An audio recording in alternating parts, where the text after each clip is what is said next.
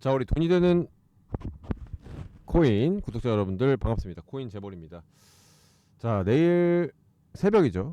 우리 시간으로 새벽 3시에 드디어 FOMC 즉 연방준비제도 이사회에서 금리 인하를 발표할 계획입니다. 비트코인 같은 경우는 제가 2008년 화폐 전쟁을 읽은 이후로 지갑으로 매매할 때는 제가 매수를 못했고요. 2017년 정확하게는 2016년 10월인가 11월에 그 빗썸이 먼저 코인 거래소로 알려졌고요. 그 다음에 이제 업비트가 나왔는데 그 당시는 비트코인이 비싸다고 해가지고 이더리움이 그 당시에 2만원, 3만원, 5만원 할 때거든요. 이더리움을 매매로 시작으로 해가지고 입문하게 됐는데 참 격세지감이네요. 지금 비트코인이 이제 1억 5천원 넘었죠.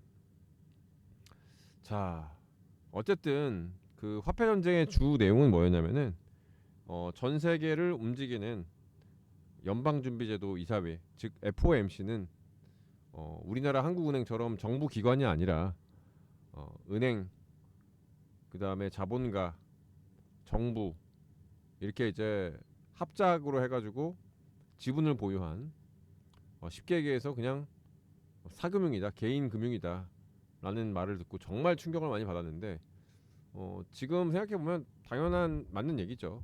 그래서 그때부터도 그러니까 이제 사실 뭐 비슷한 시기에 나오긴 했는데 원래는 화폐전쟁이라는 책이 이제 그 중국 사람이 쓴 거죠. 근데 이제 그 사람은 이제 중국이 아무리 제조업으로 많이 물건을 제조하더라도 미국이 금융 공격으로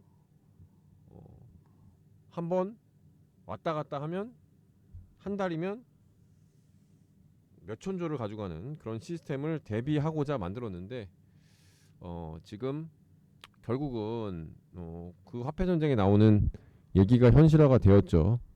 전 세계는 FOMC가 무제한으로 찍어내는 이 화폐의 염증을 느껴서 지금 전 세계가 가장 많이 오르는 자산은 비트코인, 금, 부동산이죠.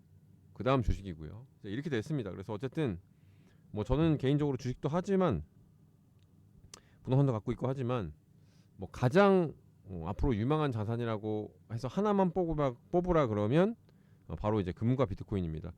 뭐 둘 다 괜찮다고 저는 생각을 해요. 근데 이제 희소성에서 비트코인이 독보적이다 라고 해서 어쨌든 이제 돈을 더 푸는, 돈의 가치가 더 내려가는 역사적인 분기점에 있고요. 코스피도 사상 최고치고 우리나라 부동산도 사상 최고치입니다.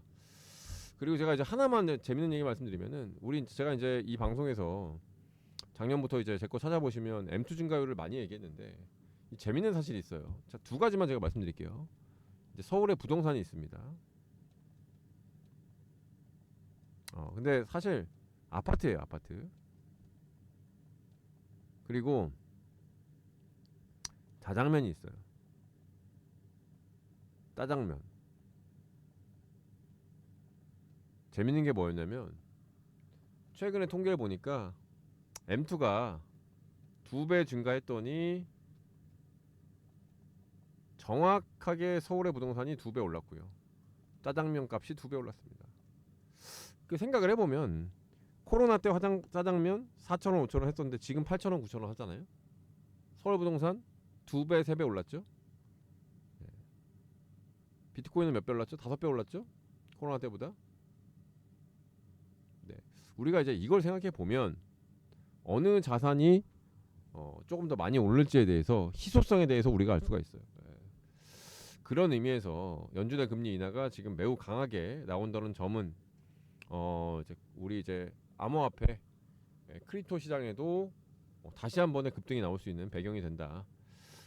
그냥 여러 얘기 드릴 필요 없이 돈값이 싸진다는 거기 때문에 그래서 한국도 금리를 인하하겠죠.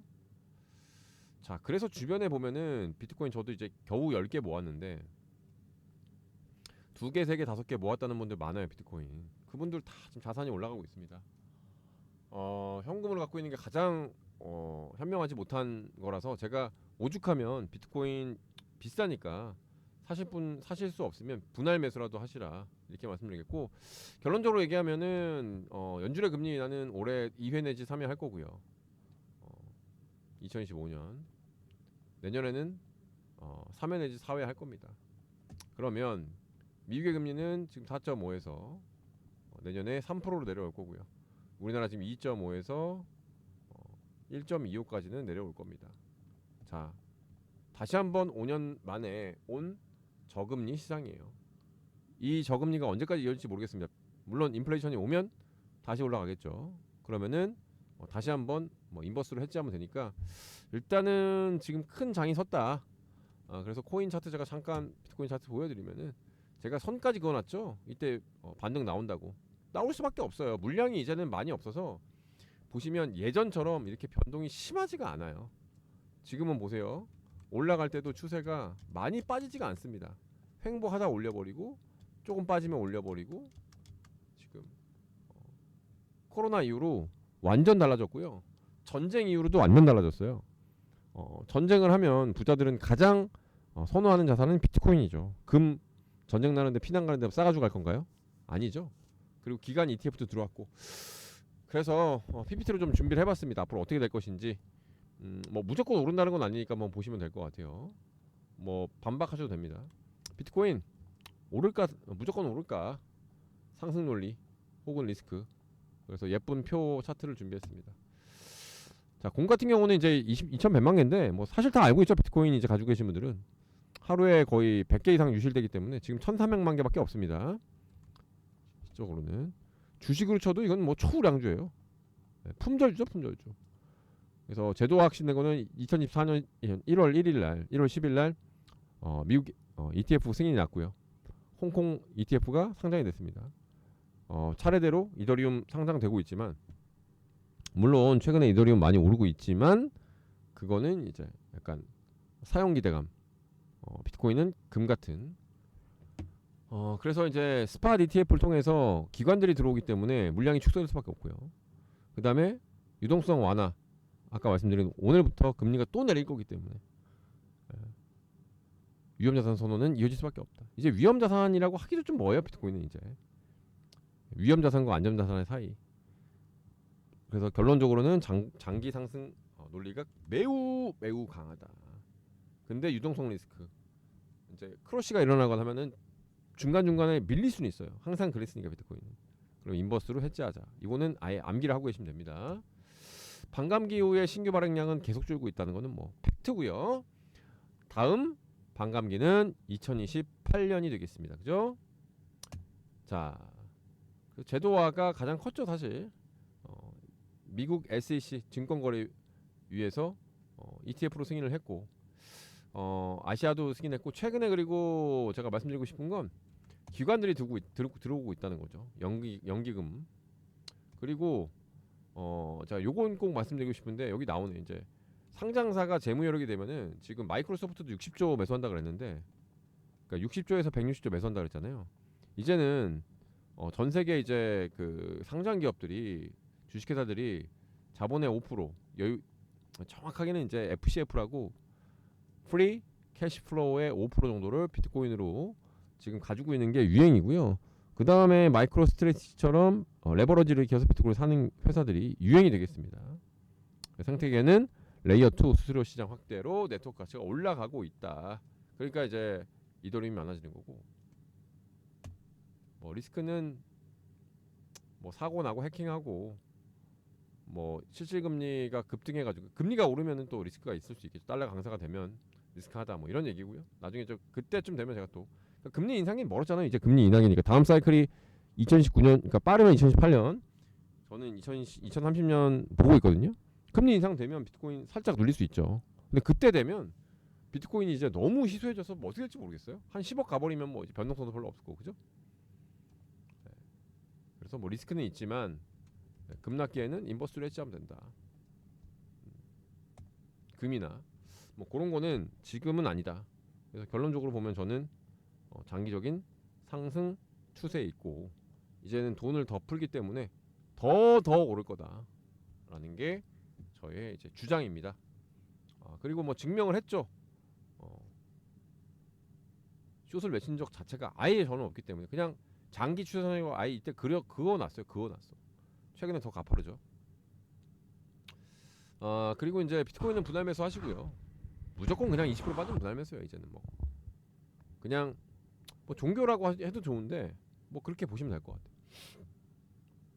그리고 이제 금리가 내리게 되면 AI 발전이 이제 가속이 됩니다. 이거는 자료가 너무 많아가지고 제가 이제 다 말씀드리기는 시간이 좀 아까운데 어쨌든 지금 AI가 발전이 되면서 지금 아까 말씀드렸던 레이어 2 그다음에 웹 3.0을 넘어선 이제 것들이 점점 더 지금 가시화되고 있어요. 가속화가.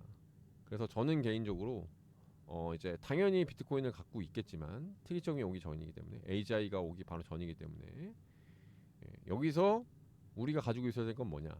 주식이라면 AI 관련 주식, 코인이라면 AI 관련 핵심 코인을 가지고 있는 게 자산의 폭등에서 가장 큰 수혜를 볼 수밖에 없다고 저는 확신을 합니다. AI에 대해서는 뭐 챗GPT도 너무 쓰고 있기 때문에 지금 뭐 모든 수치 그냥 AI 같은 경우는 제가 10시간을 떠들어도 할 수 있을 정도로 소라 이것도 오래된 거죠. 지금은 AI로 영상도 다 만들고 사실 지금 자료 준비도 다 AI가 도와준 거예요. 네. 그래서 구독자분들께 제시드리고 싶은 거는 AI 코인 한번 가져가 보시면 좋겠다. 자, 그래서 AI 코인 제 두 번째 세컨 웨이브죠. 그래서 차트 보시면 100배 정도 이상은 상승할 것 같아요. 그래서 밈코인, 트럼프 코인 후속 초창기에 2025년 대장 코인이다. 자, 앞으로 100배 코인 잡아보실 분들은 0150 4881 6582로 선물이라고 딱 두 글자 보내시면 돼요. 선물 보내시면 저희가 PDF 파일로 5장짜리 준비한 거 받아보실 수가 있겠다. 그래서 한번 받아보시고 이 코인을 살까 말까 한번 고민해 보시는 것도 좋지 않을까 그런 생각을 갖고 있습니다. 어쨌든 연준의 이제 점도표까지 오늘 나오기 때문에 상당히 좀 중요한 지표가 되겠습니다. 금리를 더 급격하게 인하할지 보수적으로 인하할지를 좀 지켜보면서 앞으로 비트코인 추이를 지켜보시면 될 것 같습니다. 감사합니다.